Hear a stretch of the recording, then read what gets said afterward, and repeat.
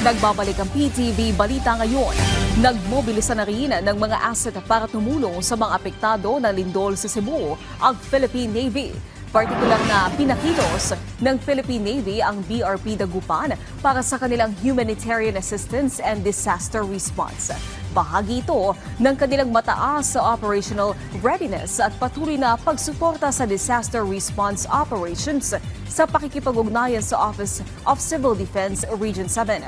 Bitbit nila ang nasa 576 na bag ng relief goods, hygiene kits, malinis na tubig, inumin, mga ambulansya, gamot at iba pa.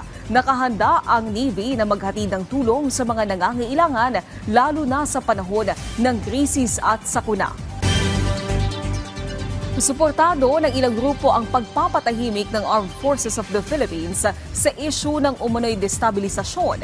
Sa isang pahayag, sinabi ni Alyansa ng Bantay sa Kapayapaan at Demokrasya Chairman Emeritus Dr. Jose Antonio Goycha na malinaw sa pahayag ng AFP na tapat sila sa paglilingkod sa publiko.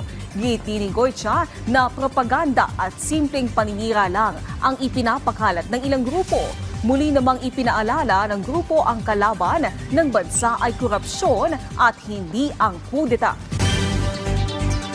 Samantala, alamin natin ang ibang balita sa PTV Davao mula kay Jay Lagang. Mayong adlaw, nasakmit sa mga personahe sa Western Mindanao Naval Command ang kapin 2.7 million pesos nga kantidad sa smuggled nga sigarilyo dool sa baybayon sa Haji Mutamad, Basilan, natong Setyembre 28 ning tuiga. Among mga kinarton nga managlahing brand sa langyaw nga sigarilyo nakit-an sulod sa usa ka pump boat. Dakpan sab ang duha ka individual nga sakay sa pump boat nga puros residente sa Basilan.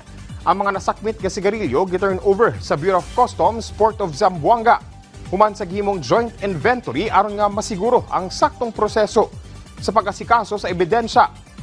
Sumala sa Western Mindanao Naval Command kini nga operasyon nagpakita sa lig-on nga paningkamot sa Philippine Navy batok sa smuggling ug uban pang iligal nga aktibidad sa dagat aron maprotektahan ang maritime borders ug interes sa nasod. Duha ka mga kanhi rebelde ang malampusong migraduar sa Localized De-Radicalization and Reintegration Program sa gobyerno.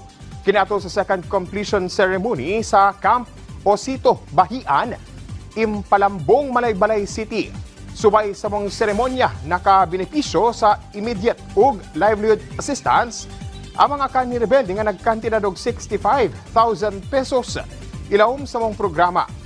Samtang gawas sa maong tabang pinansyal, gibansay sab ang mga individual sa nagkalain-lang natad sa ilang kahanas, financial aid ug mentorship.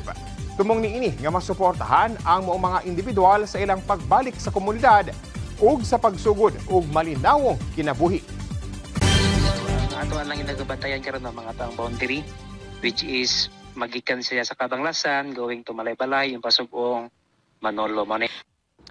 Ug mo kato ang mga nagunang balita dinhi sa PTV Davao. Ako si Jay Lagang. Mayong adlaw. Daghang salamat, Jay Lagang. At yan ang mga balita sa oras na ito. Para sa iba pang update, i-follow at i-like kami sa aming social media sites sa @PTVPH. Ako po si Naomi Tiburcio para sa Pambansang TV sa Bagong Pilipinas.